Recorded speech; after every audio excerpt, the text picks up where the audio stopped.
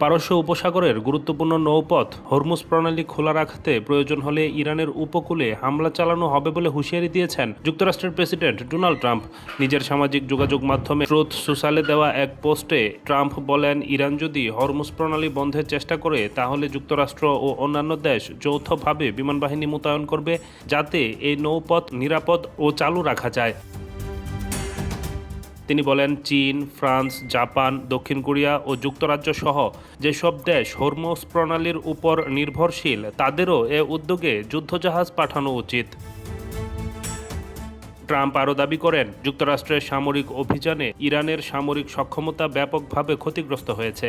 তবে তিনি স্বীকার করেন, ইরানের পক্ষে ড্রোন পাঠানো, মাইন পেতে রাখা বা স্বল্প পাল্লার ক্ষেপণাস্ত্র হামলা চালানো তুলনামূলক সহজ। তিনি বলেন, প্রয়োজনে যুক্তরাষ্ট্র ইরানের উপকূলে হামলা চালাবে এবং যে কোনো উপায়ে হরমুজ প্রণালী খোলা রাখা হবে।